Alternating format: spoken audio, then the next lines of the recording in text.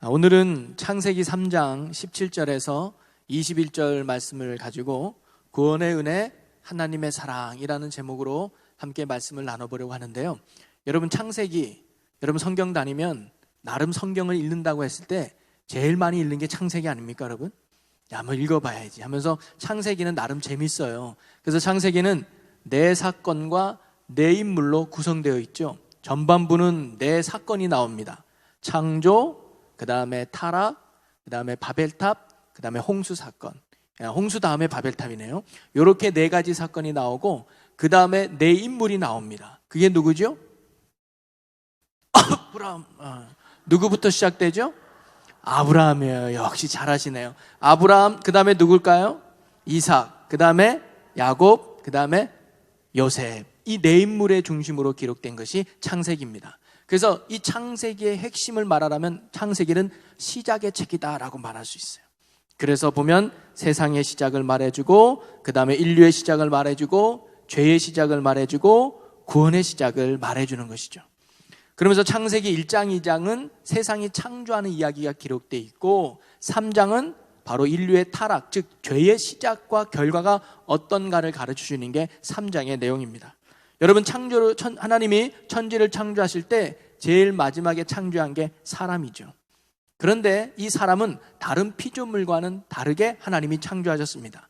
1장과 2장에 보니까 1장은 하나님의 형상과 모양을 따라 사람을 만들었다 그랬어요. 그리고 이거에 더 구체적으로 2장은 뭐냐? 흙으로 사람을 만드시고 그 코에다가 뭘 불어넣었다 그래요? 생기를 불어넣었더니 그때부터 사람은 생명이 되었다 그래요. 여기서 이 생기는 뭐냐면 영어 단어에 보면 호흡이라는 의미가 있습니다. 숨이라는 거예요. 이 말은 뭐냐면 하나님의 생명력이 인간에게 부어졌을 때 그때부터 인간은 생령, 즉 살아있는 존재, 살만하는 존재, 가치 있는 존재로 살아간다는 것이죠. 그 생기라 뭘 의미하느냐? 바로 성령을 의미하는 줄로 믿습니다. 요한복음 20장 22절에 보면 이런 말씀이 있어요. 저기 화면에는 안 나와가지고 20장 22절 같이 읽어봅니다. 이 말씀을 하시고 그들을 향하사 숨을 내쉬며 이르시되 성령을 받으라. 예수님께서 부활하신 후에 제자들을 만나서 성령을 부를 때 뭐라고 말하냐면 그들을 향하여 숨을 내쉬며, 그냥 뭐 헐레벌떡 뛰어와가지고 아우야 내가 숨 차는데 조금만 그리고 성령을 받아라 이렇게 말한 게 아니라 바로 하나님의 호흡, 하나님의 생명력의 숨을 예수님이 지금 뭐예요? 불러준 거예요. 이게 뭐예요? 성령을 받아라. 성령은 곧 하나님의 생명력인 줄로 믿습니다. 사람은 그런 존재라는 것이죠. 바로 사람은 하나님의 영인 성령 안에서 살아가는 존재라는 거예요. 그럴 때 생령, 즉 살아있는 존재, 리빙 라이프, 즉 그때부터 인간은 뭐예요? 참 만족을 누릴 수 있고 기쁨을 누릴 수 있고 평안을 누릴 수 있다는 것이죠. 인간은 한마디로 말하면 하나님과의 관계 속에서만이 참 만족을 누릴 수 있는 영적인 존재로 창조된 것이 바로 인간이라고 하는 것입니다. 태초에 창조된 아담과 하와는 바로 하나님의 형상이 온전한 상태였어요. 그 안에 생기가 넘치는 상태였어요. 그래서 참된 생명으로 살아가는 삶을 살았던 것이 태초의 아담과 하와였습니다. 그래서 그들은요 벌거벗어도 전혀 문제가 되지 않았어요. 없는 것이 문제가 되지 않고 연약한 것이 문제가 되지 않고 부족한 것이 문제가 되지 않았어요. 왜냐? 하나님의 영이 내 안에 있기 때문에 하나님으로부터 오는 평강, 하나님으로부터 오는 기쁨, 하나님으로부터 오는 만족이 바로 아담과 하와 안에 있었기 때문에 그분 한 분만으로 만족하는 참 평강과 기쁨의 삶을 살고 있었던 것이 바로 아담과 하와의 최초의 모습이었습니다. 즉 하나님과 함께 살았던 그들의 삶은 행복 그 자체였다는 것이죠. 그래서 태초에 에덴 동산이 바로 천국이었어요. 하나님과 함께함으로 주시는 참 만족, 영생, 기쁨 있는 곳, 그게 바로 에덴 동산이었죠. 그래서 구원은 뭐냐? 에덴 동산으로 회복되는 것, 태초의 창조의 목적으로 회복되는 것, 그것을 우리가 구원이라고 말할 수 있을 겁니다. 자, 그런데 이러한 천국의 삶이 깨지는 사건이 발생해요. 그것이 오늘 우리가 읽었던 창세기 3장에 나오는 인간의 타락, 죄의 시작이었습니다. 여러분 하나님께서 인간을 만드신 후에 인간이 이러한 영생의 삶을 살고 인간이 이렇게 하나님과 동행하며 능력의 은혜의 삶을 살기 위해서 하나님이 인간과 최초의 언약을 맺습니다. 말씀을 주세요. 그게 2장 16절 17절인데 우리 같이 한번 읽어보겠습니다. 시작.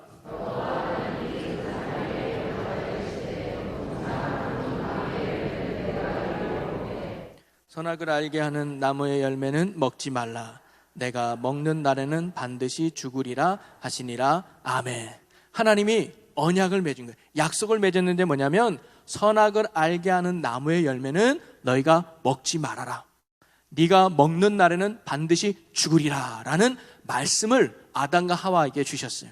이 말의 뜻은 뭐냐면 너희가 이 에덴 동산에서 죽지 않고 영원한 삶을 살아서 나와 함께 살기 위해서는 선악을 알게 하는 나무를 먹지 말아야 돼. 그게 네가 에덴 동산에서 영원히 살 수 있는 길이야 라고 말씀해 준 것이죠. 그러면 선악을 알게 하는 나무를 먹지 말라. 이게 뭐예요? 이게 말씀이에요. 즉 인간은 이 땅에서 하나님의 말씀대로 살아갈 때 하나님이 우리와 함께하고 하나님의 영이 우리 안에 충만하며 하나님과 더불어 살아가는 참 만족의 삶을 누릴 수 있게 되는 것이죠. 그런데 아담과 하와가 이렇게 말씀대로 살아야 됨에도 불구하고 이 말씀에 불순종하는 사건이 오늘 3장에 발생합니다. 먹지 말라고 했던 선악을 알게 하는 열매를 이 아담과 하와서 따서 먹게 되죠. 한마디로 말하면 불순종을 하게 됩니다. 그 불순종의 결과가 오늘 우리가 읽은 본문 말씀의 내용이죠. 자, 그렇다면 새해를 시작하는 오늘 말씀을 통해서 우리에게 주시는 교훈이 무엇인가를 한번 살펴보면서 새해를 출발할 때 우리가 바른 믿음과 올바른 하나님과의 관계 속에서 살아갈 수 있는 우리가 되기를 간절히 소망합니다. 그 첫째는 뭐냐면 같이 읽어볼까요? 네. 여러분, 우리가 창조된 목적, 이 땅에서 영원한 삶과 생명을 누리기 위해서는 말씀에 순종해야 되는 것이 우리의 역할이라는 거예요. 다시 한번 하나님과 인간에게 맺은 최초의 언약이 뭡니까? 선악을 알게 하는 나무의 열매를 먹지 말아라. 먹는 날에는 내가 정령 죽으리라. 이 말을 바꿔보면 네가 이 땅에서 죽지 않고 영생을 살 수 있는 방법은 내 말에 순종하면 돼. 내가 먹지 말라고 하는 이 열매를 네가 따먹지 않으면 네가 영원히 생명을 누리며 살 수 있어라는 하나님의 말씀이죠. 자, 그렇다면 여기에서 우리가 그런 질문들 많이 해보죠. 전도를 하다 보면 이런 질문을 받아볼 때가 있어요. 아니 그러면 하나님이 선악과를 만들지 말지 그거 왜 만들어가지고 아담과 하와가 범죄하게 해가지고 사람을 그렇게 사망에 이르게 했냐, 안 만들었으면 괜찮지 않냐, 이렇게 질문하는 거 여러분 많이 들어보셨죠. 자, 그러면 여기에서 왜 하나님이 이런 언약을 맺었을까요? 하나님이 왜 이런 말씀을 아담과 하와에게 주셨을까요? 저는 세 가지 이유가 있습니다. 첫째는 뭐냐면 하나님의 사랑을 보여주는 것이 이 말씀 속에 담겨져 있어요. 여러분, 하나님은요 인간을 로봇으로 만들지 않았어요. 생각도 안 하고 의지도 없고 그냥 하나님이 시키는 대로 어쩔 수 없이 순종하고 따르는 그런 무의미한 존재로 하나님이 인간을 창조하지 않았다는 거예요. 하나님이 인간에게 자유의지라는 걸 줬습니다. 많이 들어봤죠? 자유롭게 내가 선택할 수 있고 판단할 수 있고 결정할 수 있고 행동할 수 있는 의지를 하나님은 인간에게 허락하셨어요. 그래서 인간은 하나님을 선택할 수도 있고 하나님을 선택 안 할 수도 있는 거예요. 근데 하나님은 인간이 가지고 있는 이 자유의지를 가지고 하나님을 선택하기를 원하셨다는 거예요. 그게 하나님의 사랑이에요. 하나님은요 억지로 우리를 믿게 할 수도 있을 거예요. 근데 그걸 하나님이 원하지 않는다는 거죠. 여러분, 그림이 하나 혹시 나오나요? 그림이? 영국의 헌트라는 화가가 그린, 여러분 아마 그림 많이 봤을 거예요. 예수님이 문 앞에서 또 똑똑똑 두드리는 장면의 그림, 좀 오래된 그림이에요. 여러분 기억나세요? 네. 근데 그 그림을 보면 특징이 하나 있어요. 뭐냐면 문고리가 없어요. 바깥에 있는데도 불구하고 문고리가 없고 그 안에서만 열 수 있다는 거예요. 이게 뭐냐면 우리의 마음의 문은 열어야 되는 거예요. 예수님이 직접적으로 문을 확 열고 우리에게 들어오는 것이 아니라 우리가 예수님을 믿고 마음의 문을 열기를 원하는 마음을 그 그림으로 표현한 것이죠. 여러분, 아까도 그랬지만 하나님이 마음만 먹으면 사람들이 교회 나오게 할 수 있을까요? 없을까요? 있어요. 제가 만약에 하나님이라면 충주시 복음화, 죄송합니다, 한 2주면 끝나요. 왜냐? 교회 안 다니는 사람 밤에 찾아가 하나님이 아무개요? 누구십니까? 내가 충주제일교회 사람이 믿는 하나님이다. 우짜리입니까? 너 이번 주 교회 나가라. 싫은데요? 너 안 나가면 두고 보자. 그 다음 날 보니까 손가락이 딱 부러졌어. 주일날 교회를 안 났더니 월요일 아침에 손가락 부러졌어. 에이, 이거 우연이겠지. 근데 그 다음 주 토요일날 또 너 왜 안 나가니? 정말 안 나가서 부러뜨린 거? 너 요번에도 안 나가면 요번엔 발가락이다? 그러면요 아마 등록교인이 미어 터질 거예요. 이게 너 예수 믿을래요? 왜? 손가락 살려야 되니까. 나 이번 주 교회 등록할래요? 왜? 발가락 살려야 되니까. 여러분 그러면 교회 안 차겠습니까? 예수 안 믿겠습니까? 다 믿어요. 근데 그건 하나님의 방법이 아닌 거예요. 억지로 마지못해서 두려워서 공포심 때문에 하나님을 따르는 거, 이건 하나님의 사랑이 아니었다는 거예요. 하나님은 뭐예요? 기다리시는 거죠. 여러분 누가복음 15장에 둘째 아들이 허랑방탕하게 살고 있잖아요. 여러분 아버지가 마음만 먹으면 종들 3명 불러가지고 야 아들 좀 데려와. 걔가 내가 소문 들어보니까 돈 다 날리고 내 얼굴에 먹칠하고 가문에 야야 가서 당장 데려와 할 수 있죠. 근데 아버지는 기다렸어요. 스스로 깨닫고 스스로 발견하고 아버지 사랑 앞에 돌아오기를 원했던 것이 하나님의 마음이에요. 하나님은요 아담과 하와 억지로 순종시킬 수 있어요.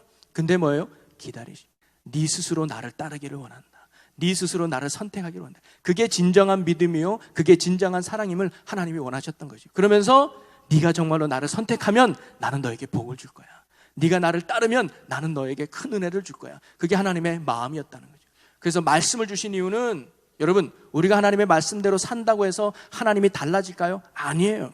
우리가 말씀대로 살든 말씀대로 안 살든 하나님은 하나님이에요. 변함이 없어요. 근데 누구를 위해서 말씀을 준 거예요? 나를 위해서 주신 거예요.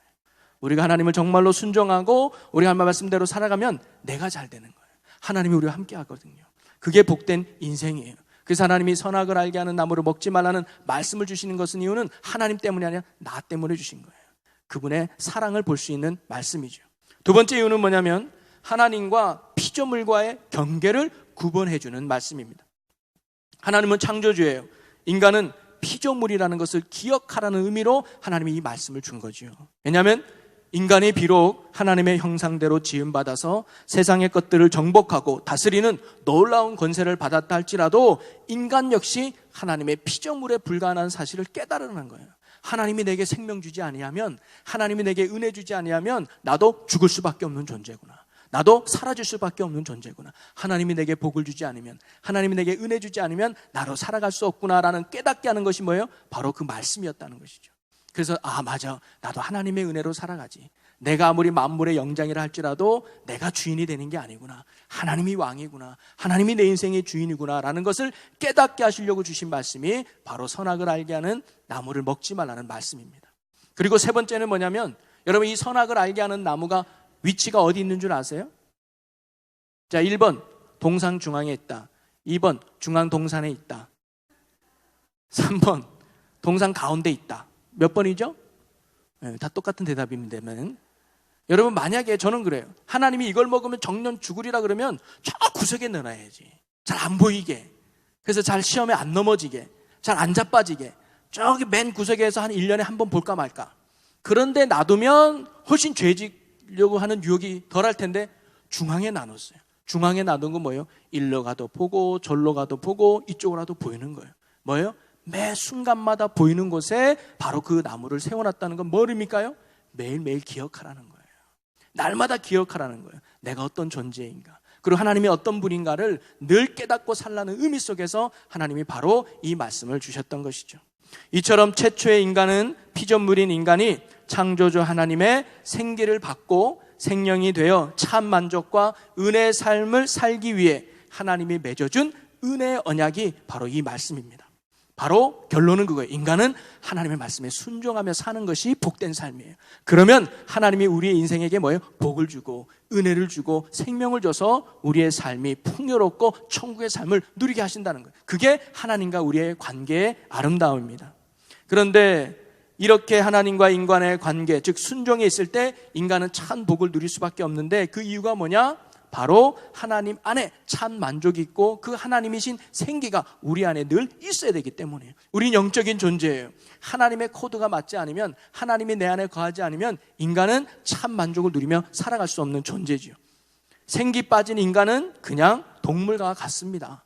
흙으로 만든 동물과, 여러분 동물도 흙으로 만들었어요. 성경에 보면 6일날 짐승도 흙으로 만들었어요. 근데 인간은 생기, 즉 영이 있는 존재. 이 영이 살아야 우리는 하나님의 관계 속에서 참 만족과 기쁨의 행복한 삶을 누릴 수 있는 것이죠. 생기가 빠지면 동물과 똑같아요. 살기 위해 먹는 거, 먹기 위해 사는 거예요. 동물과 다른 게 없어요. 그냥 옷 입고 그냥 학교 다니고 뭐 이런 것뿐이지 동물과 똑같이 살아가요. 그러나 우리 안에 영이 있으면 동물과 다른 참 또 다른 가치의 삶을 인간이 누리는 것이죠. 자, 그런데 이런 하나님의 관계 속에 있어야 될 인간이 하나님 앞에 불순종하게 되죠. 죄가 들어오게 됩니다. 여러분, 이 죄라는 게 뭔지도 우리가 좀 명확하게 알아야 되는데요. 이 죄는 어떻게 보면 하나님 앞에 불순종한 게 죄죠. 그런데 불순종하게 된 원인이 있어요. 그게 죄의 뿌리입니다. 여러분, 죄를 원어로 따져보면 관역에서 빗나가다라는 의미가 있어요. 여러분, 우리가 이렇게 사격을 이렇게 활을 쏠 때 관역에서 빛나는 방법은 뭐 내가 실력이 부족한 것도 있겠지만 뭐가 잘못돼서 그러냐? 조준이 잘못되면 빗나가죠. 저기가 동그라미 있으면 이렇게 놓고 쏴야 되는데 저게 싫은 거예요. 여기다 놓고 쏴. 그러면 맞을 이유가 없죠. 관역에서 빗나갔다는 말은 뭐냐면 조준이 잘못됐다는 거예요. 여러분, 원래 인간은 어디에 조준을 맞추고 살아야 되느냐? 하나님이죠. 그리고 하나님의 말씀에 내 인생의 조준이 맞춰야 돼요. 하나님의 선하시고 기뻐하시고 온전한 게 무엇인가를 깨닫고 그 말씀 앞에 순종하며 살아가는 것이 인간의 방향입니다. 그런데 마귀는 인간의 그 조준을 유혹한 거예요. 초점을 흐트러 놓은 거예요. 원래 하나님의 말씀 앞에 조준이 되어 있어야 되는데 마귀가 사탄이 하와에게 와서 그 조준을 잘못되게 누구한테? 나에게 맞춘 거예요. 하나님의 말씀이 기준이 되고 무게가 돼야 되는데 이제 거기서 도루터서 내 말씀, 내 중심으로 살게끔 사단이 유혹한 것이죠. 창세기 3장 5절에 보면 이렇게 되어 있습니다. 너희가 그것을 먹는 날에는 너희 눈이 밝아져 하나님과 같이 되어 선악을 알 줄 하나님이 아심이니라.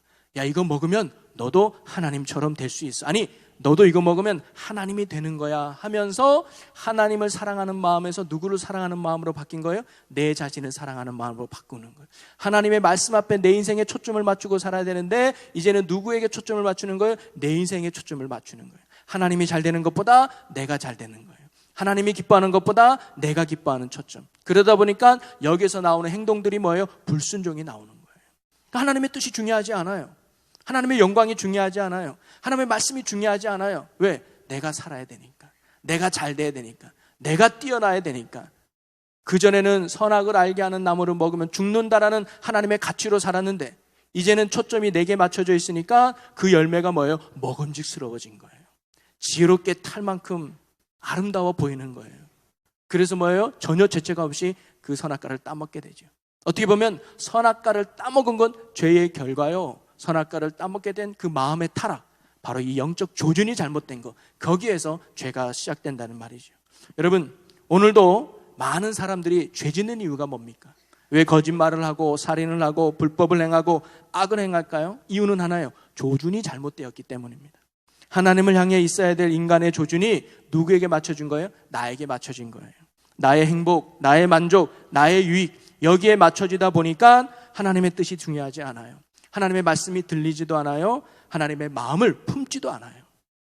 야고보서 1장 15절에 보면 욕심이 잉태한 즉 죄를 낳고 죄가 장성한 즉 사망을 낳느니라. 이 욕심을 다른 말로 말하면 지극한 자기 사랑이라고 말할 수 있어요. 내가 제일 중요한 거예요. 하나님보다 내가 더 중요한. 근데 마귀는 자꾸 우리에게 그걸 유혹하는 거예요. 네가 살고 봐야지. 네가 먹고 봐야지. 우선 네가 돈 벌고 봐야지. 헌금은 나중에 해라. 우선 네가 쉬고 봐야지. 주일날 피곤한데 쉬어봐 하면서 자꾸 나를 사랑하고 나의 행복, 나의 기쁨을 마귀가 유혹하는 거예요. 그게 맞는 것 같아요. 근데 그게 잘못됐다는 것이죠. 하나님보다 내가 더 잘 되려고 하는 것이 욕심입니다. 그것이 죄를 낳는 거예요. 이 죄가 뭐예요? 하나님과 멀어지는 거예요. 말씀대로 살지 못하도록 만든다는 것이죠. 그리고 죄의 결국은 사망을 낳는다고 말해주고 있습니다. 여러분, 하나님은요, 우리가 죄의 길을 걷기보다 하나님의 말씀에 순종하기를 간절히 원하시는 분이십니다. 우리가 말씀에 순종할 때 하나님이 지으신 만물을 다스리며 생육하고 번성하는 하늘의 복을 우리가 참되게 누릴 수 있는 줄로 믿습니다. 올 한 해를 시작할 때 여러분 말씀 앞에 순종하기를 결단하고 그 말씀을 여러분의 삶의 기준으로 삼고 살아가는 우리가 되었으면 좋겠습니다. 그럴 때 하나님이 우리 가운데 함께 하시고 영이 회복되어 능력 있는 삶을 살게 될 줄로 믿습니다.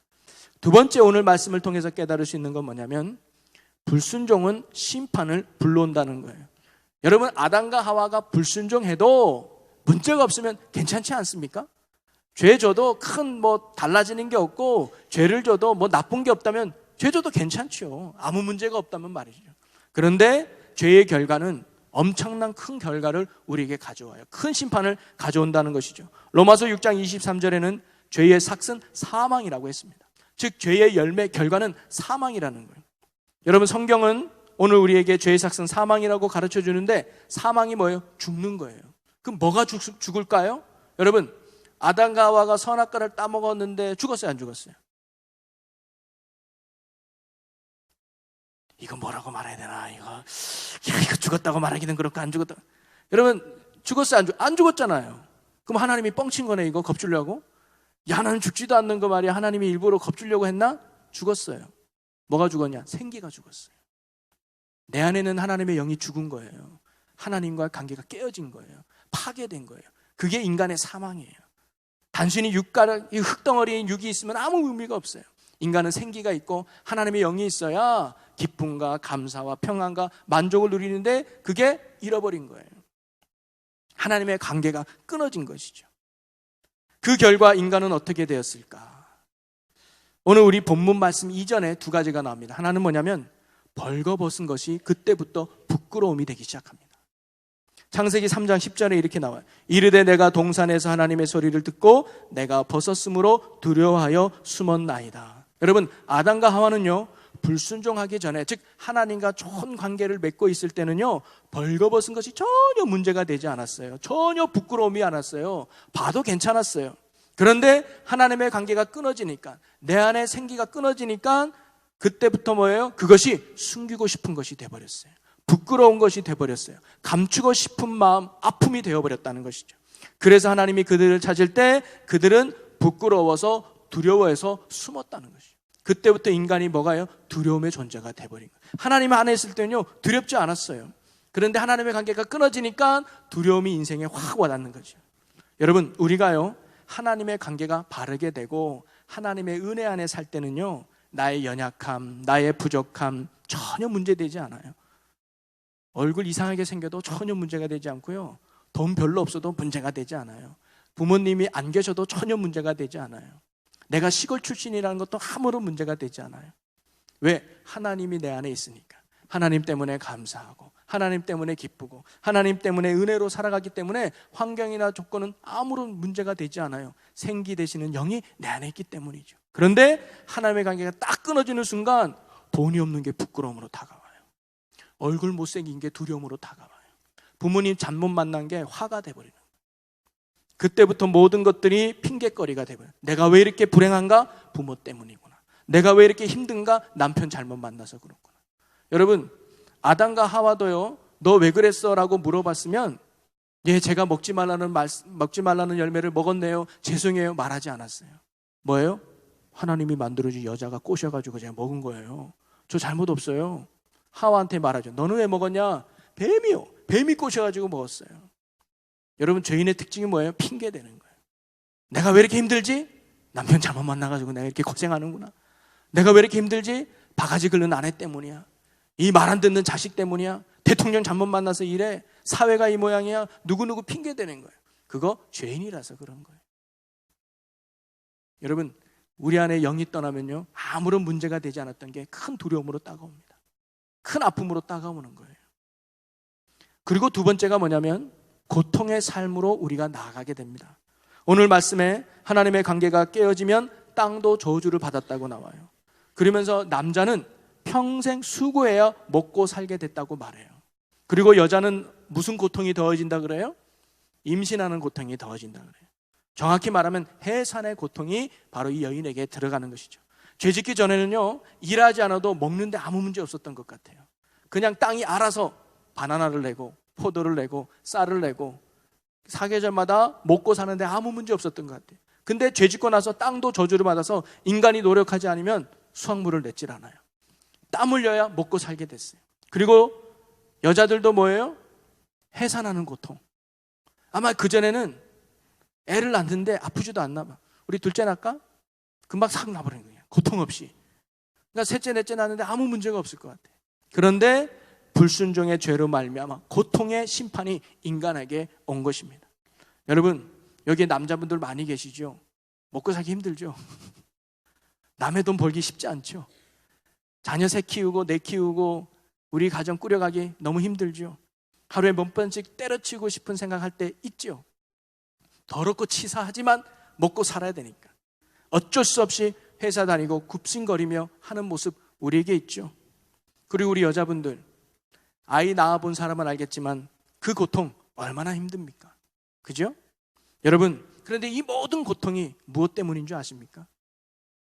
대통령이 정치를 잘못해서요? 부모님이 잘못해서요? 결혼을 잘못해서요? 그게 결코 아니라는 거예요. 죄의 결과로 우리가 이렇게 주어진 거예요. 죄의 결과로 우리가 인생은 고통의 인생밖에 되지 않아요. 여러분, 그걸 알아야 돼요. 하나님을 떠난 인생은 아무리 살아도 고통이에요. 여러분, 돈 많으면 고통 없는 것 같죠? 출세하고 높은 자리에 가면 고통 없을 것 같죠? 아니요. 그들에게도 고통이 있고 아픔이 있고 힘듦이 있어요. 왜 재벌 총수가 자살합니까? 인기 많은 연예인이 왜 자살합니까? 그 자리에도 만족 못할 고통이 있는 거예요. 하나님을 떠난 인간은 어쩔 수 없어요. 그 원인은 결코 이 세상에 있는 게 아니었습니다. 원인은 뭐예요? 바로 죄의 결과가 우리에게 온 인생의 고통이라는 거예요. 그런데도 사람들은 이 고통의 원인을 모른 채 지금도 열심히 살아가고 있죠. 아담과 하와가 이 부끄러움을 감춰보겠다고 나뭇잎으로 치마를 만들어 입었습니다. 이 부끄러움을 좀 감춰보려고요. 오늘날 사람들은요, 하나님을 찾기보다 죄 문제를 해결받기보다 세상 것으로 문제를 해결하려고 그래요. 오늘 자기만의 치마를 만들어서 나의 부끄러움과 두려움을 없애보려고 하는 것이죠.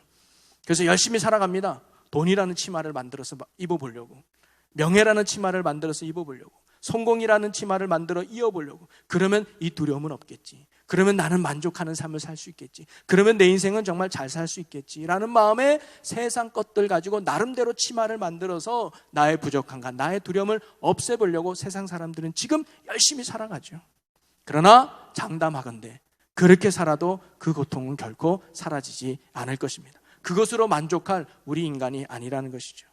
하나님과의 관계, 생기가 우리 안에 들어올 때 인간은 그 안에서 참 만족을 얻을 수 있는 영적인 존재라는 거예요. 하나님으로만 채울 수 있는 우리가 이 세상 무엇으로 채울 수 있겠어요? 만족할 수 없는 게 인간의 마음입니다. 그래서 인간의 욕심은 끝이 없다 그러잖아요. 여러분, 사자나 호랑이는요, 배부르면 옆에 사슴이 지나가도 안 쳐다봐요. 내가 배부르니까. 배고파야 쳐다보는. 근데 인간은 내가 배불러도 사산 잡아놔야 돼. 이렇게 내일 먹어야 되니까. 오늘 또 지나네, 잡아놔야 돼. 돈, 여러분, 하루 먹을 것만 있으면 돼. 어떻게 보면 솔직히, 그죠? 그래서 일용할 양심만 있으면 돼. 근데 사람은 뭐예요? 계속 쌓아놓는 거예요. 끝이 없는 거예요. 그래서 만족 못할 존재들이에요.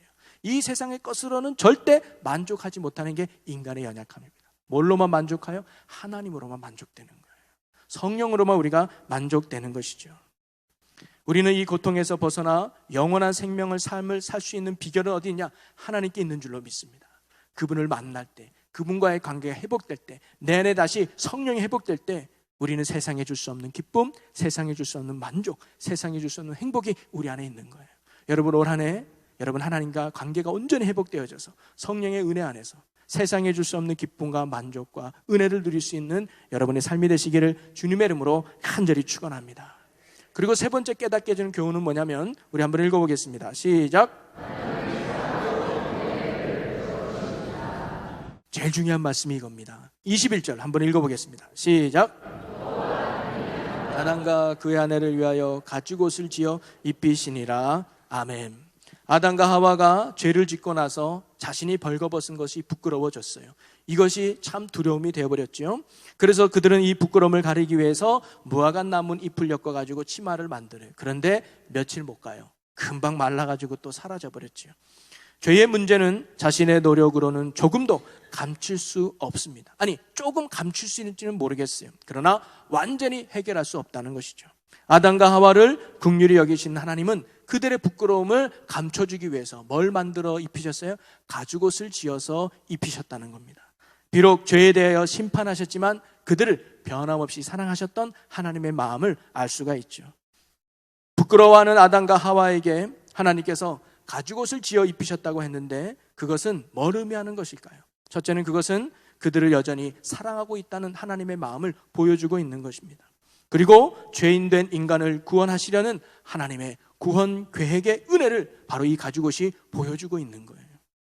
여러분, 이 가죽옷이 상징하는 게 누구냐? 바로 예수 그리스도입니다. 여러분, 이 가죽옷을 입히기 위해서는요, 특별히 세 가지가, 가죽옷의 특징 세 가지. 첫째, 하나님이 만들어 입혔다는 거예요.